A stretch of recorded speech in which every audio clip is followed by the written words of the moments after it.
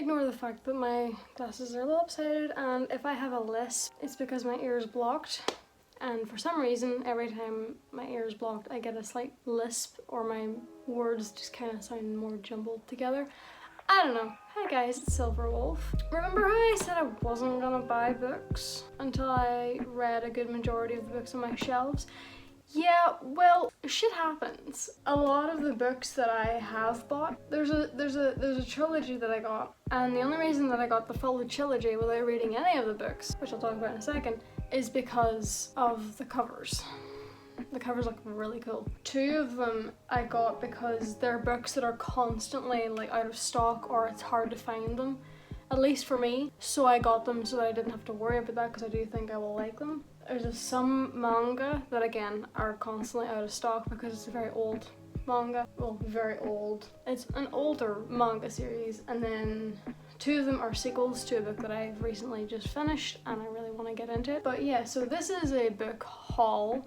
It is currently the 28th, I think, of May 2024. So I'm annoyed with myself, but I haven't had any reading done. That reminds me, actually, I need to update my library because I took out 6 books and I haven't got them renewed.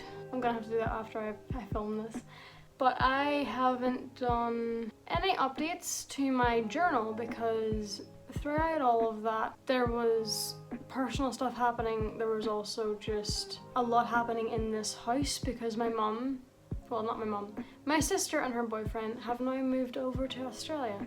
So I finally have some peace and quiet to record. But along with that, I was a bit overwhelmed with how many people were in the house at one time. I bought most of these, I think, in March. February, March. The only one that's not included in this group of books that I bought is my most recent Unit of the Dawn volume. I think it's volume 40 or 41. One of those, because it came out in January or February, and I'm always gonna get that the next volume as soon as I possibly can. So I haven't included that because that was never in my I'm not gonna buy list. I will say though, I have gotten a couple of books on my, what would it be called? iBooks or something? It's on my iPad, like it's an ebook basically.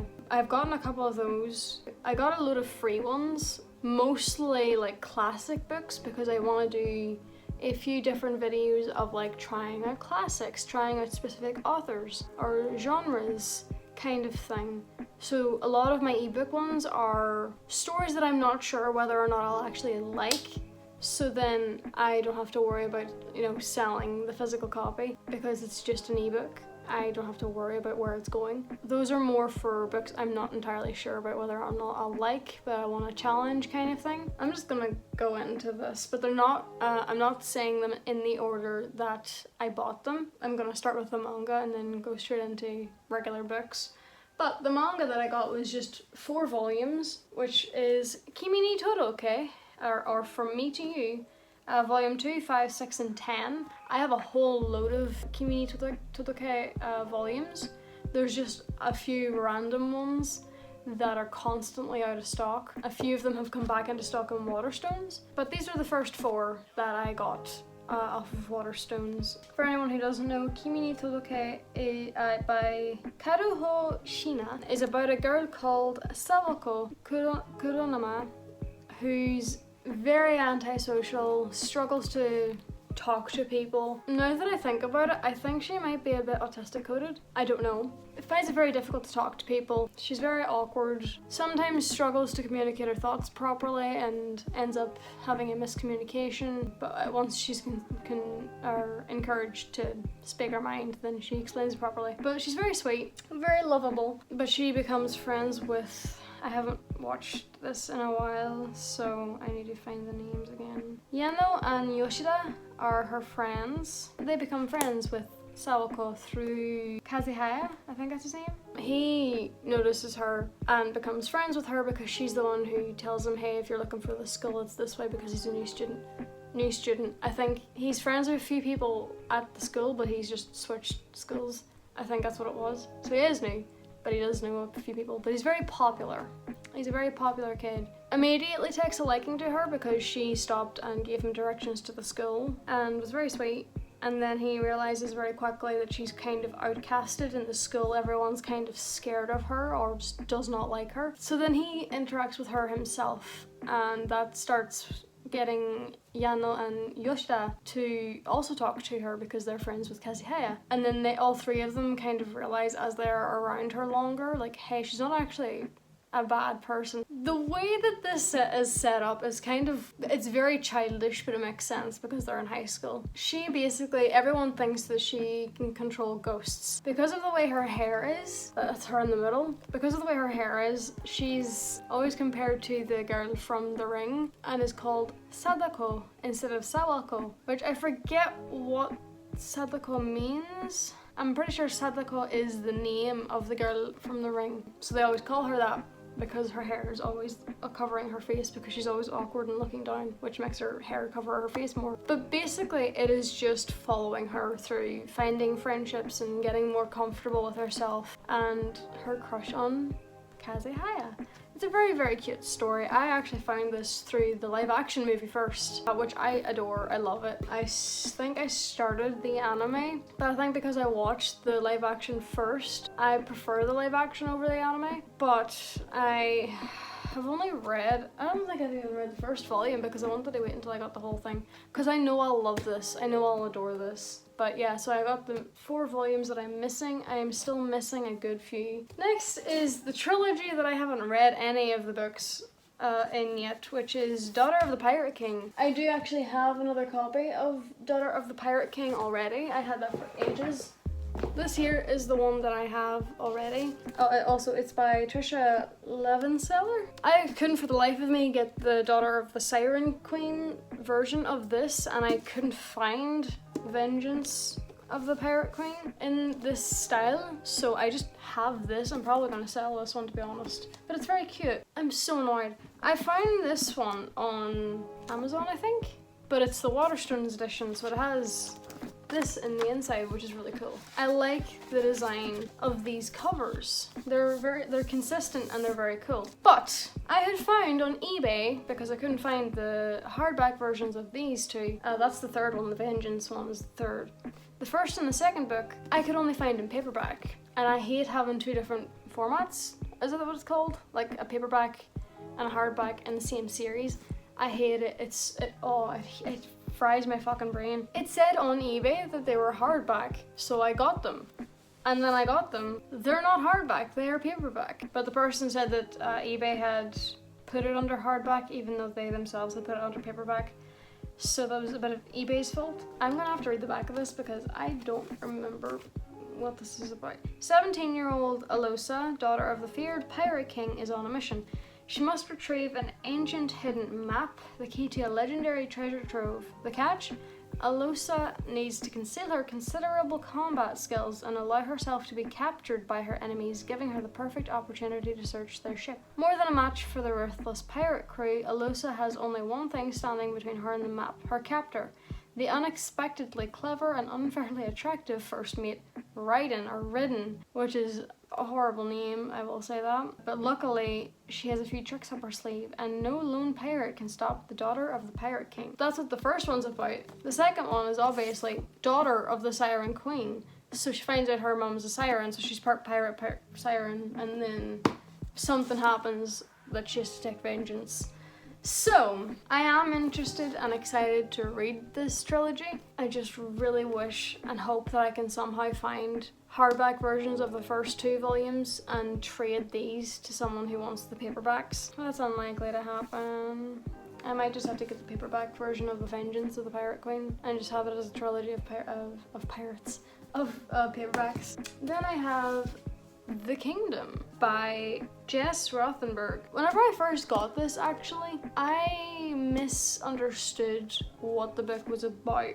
I thought it was gonna be, because I didn't realize that this is like AI or a robot. That didn't click in my brain. Seeing a picture of it online. It's basically just glimmering like a jewel behind its gateway. The Kingdom, TM, is an immersive fantasy theme park where guests soar on virtual dragons, castles loom like giants, and bioengineered species, formerly extinct, roam free. There better be fucking dinosaurs in this then. It is also home to the Fantasists, 7 beautiful android hybrid princesses whose sole purpose is to make dreams come true. As one of the most favoured Fantasists, Anna adores her life at the park, but when she meets Owen, Anna begins to experience emotions beyond her programming, including, for the first time, love. But the fairy tale takes a dark turn when Owen goes missing and is presumed dead. All evidence points to Anna. She is accused of Owen's murder, igniting the trial of the century. Through courtroom testimony, interviews, and Anna's own memories emerge a wholly original, often shocking tale of love, lies, and the frightening truths that fuel our wildest fantasies. I did not know that was going to be what this is about when I first found this, but I'm very interested in the story. The only thing that I'm not really excited about, but I also kind of am, is that there's like messages, like it's in a text format of someone texting you on the phone in some of the pages.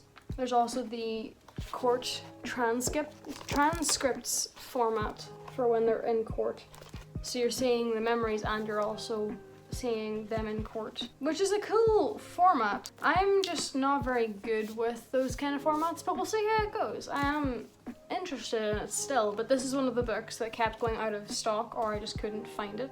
But I also really wanted this cover specifically. I didn't want the castle cover. The next one is The Girl Who Fell Beneath the Sea by Axio, or Axio. Again, same thing with the kingdom. Constantly kept going out of stock. For generations, deadly storms have ravaged Mina's homeland. Her people believe the sea god, once their protector, now curses them with death and despair. To appease him, each year a maiden is thrown into the sea, in the hopes that one day the true bride will be chosen and end the suffering. Many believe Chong, Mina's brother's beloved, to be the legendary true bride, but on the night Chong is to be sacrificed, Mina's brother follows her, knowing that to interfere is a death sentence. Oh Jesus. To save her brother, Mina throws herself into the water in Chong's stead. Swept away to the spirit realm, a magical city of lesser gods and mythical beasts, Mina finds the sea god trapped in an enchanted sleep. With the help of a mysterious young man and a motley crew of demons, gods, and spirits, Mina sets out to wake him and bring an end to the storms once and for all. But she doesn't have much time. A human cannot live long in the land of the spirits, and there are those who would do anything to keep the sea god from waking. Mythical beings, magical stuff, gods, and all that happening in the sea, which is funny because I have thalassophobia. Water is I'm not a big fan of it. The next two are Kingdom of the Wicked and Kingdom of the Cursed. Again, I have Kingdom of the Feared already. This is also the Waterstones edition that has that, which is cool as fuck. And it's the only reason I got it. This one anyways, because I bought this one before I bought those. Also, I think this is the coolest cover of the three, because this is the first one, Kingdom of the Wicked, which is a snake, which is cool. But also, a snake never comes into the story. I kind of wish it did. This one is Kingdom of the Cursed, which is blue. It's very pretty. But I think Kingdom of the Feared has the coolest looking cover. These, I was looking for these specifically that didn't have the purple band on top because my god, they are fucking ugly. But yeah, I haven't read this one yet and I haven't read Kingdom of the Feared yet. Kingdom of the Wicked by Carrie Maniscalco is about twins. What are their names again? Emilia and Vittoria. They're witch twins in Sicily. Yeah, it is Sicily. It's in Italy. Or it's supposed to be in Italy. Italy-esque, but it's also not. But yeah, they're witch twins. They have to be careful. They can't tell people that they're witches, otherwise they could get killed. The prologue shows you that their grandmother, who's also a witch, gave them both amulets, and they're not allowed to take the amulets off, but they're also not allowed to let the amulets touch, because something bad could happen. Something happens to Vittoria, who's the more outgoing, extroverted, likes to troll people sister, and Emilia is meant to be the quieter, more introverted sister. But something happens to Vittoria, and Emilia wants to find out. I don't really want to spoil it, but does it say? Yeah, it does say in the description. So yeah, Vittoria dies because there has been witches dying for the last few weeks, I think, or a few days in this story. Every single time a woman is killed, it seems to be a witch that it is being killed. So everyone thinks, okay, it's witch hunters. And then one night Victoria doesn't come home. Amelia finds her and her heart is missing. But she's also dressed in a dress that Amelia's never seen her wear. So it's sort of like a sacrificial thing that it looks like. But she sees someone there with her sister's body. And immediately, obviously, as anyone with a normal working brain would assume he's the one who killed her. And he drops his dagger.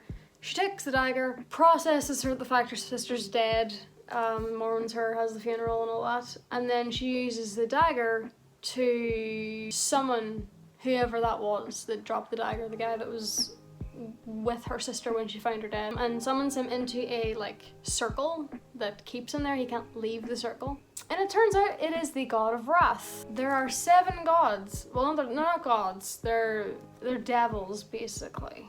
Princes of Hell. They are called the Wicked, which is why it's called Kingdom of the Wicked. But they're the 7 wicked princes, which are lust, wrath, greed, envy, pride, sloth, and gluttony. You don't meet all of them in this one. You meet, I think about half of them you meet in this. But wrath is the primary one that you meet, and he agrees, I'll help you find who killed your sister, because he's also trying to figure out who killed her sister. They make an agreement. She lets him out so long as he doesn't kill her. I have a weird relationship with this book because I both love and hate it. There's so many things in this where I'm like, that could have been done better, that should have been explored more. Why is this here? For one thing, why the fuck is this map here? This map does not come into play at all in this book, other than to tell you the names of all the 7 princes. But we aren't in hell at all in this book. We'll probably be in the second book, but we're not there at all. Why are we being shown this map? That should have been a map of Sicily and all the places you do go to in this book. The other thing I have a problem with is that I think about 10 chapters into it, it's mostly just a recipe book, and I don't understand. There was no purpose to that at all. Wrath doesn't feel like wrath. He's not angry enough, which I appreciate, the fact the love interest isn't a dick. He's a bit of a dick, but it also makes sense why he is. But he's also wrath, so this would give him the excuse to be an asshole. He's wrath, he's supposed to be wrathful. He wasn't wrath enough for me to make it make sense that he was wrath. Does that make sense? He's not angry enough for him to be considered wrath, but I also appreciate the fact that the love interest isn't beating the shit out of her. I do enjoy it, I liked it. I flew through it, I just kind of struggled the first few chapters because of the recipe book-esque-ification of it. But I like it, but I also understand why a lot of people don't like it. I do understand it completely. I find the world really interesting. I find the magic interesting. I think personally, with Vittoria and Emilia, with them being twins, I don't think Vittoria should have died yet. I think this would be more of it's a good book to read to get you some ideas for stories, but it's also a good book to read to just vibe with. Every time someone says you need to turn your brain off to enjoy a book, that's not a good sign. But I didn't turn my brain off. I more just looked at it I'm not hating the book. I am enjoying it, but there are a lot of things that should have been changed. I know I keep repeating myself, but you get the point. I liked it. I'm gonna read the other 2 books and see how it goes, but I at least liked this. I'm hoping Cursed will be better though, because the ending was a bit confusing. Not gonna lie. I also fucking called it. I called it on who was responsible for the death of the witches from the get-go. More because I have issues with those type of people. Trying to say it without saying it. So I was more joking to myself of oh, it's definitely them. And then it turned out to be them, and I'm like, that makes sense. But yeah, so that's my collection of recently bought books that I probably shouldn't have bought because I won't be able to read them for a while. So that's the end of this video. Hopefully, I'm hoping that because I have the house to myself for at least 4 months, I hope to eventually record more, edit more, and fucking publish them, because I take way too long. But I also need to start recording for my book room getting sorted, because I forgot that I planned to record that. If you liked the video, give it a like. If you didn't, give it a dislike. Comment whatever you want to be honest. If you want to see more content, click subscribe. If you want to be updated on the content, hit the little notification bell. It should update you if YouTube decides to do its job. Clearly it's not, because MXR is getting fucking bashed constantly. But yeah, I hope you have a good day and take care of yourself and take care of the pack while I'm away. Bye!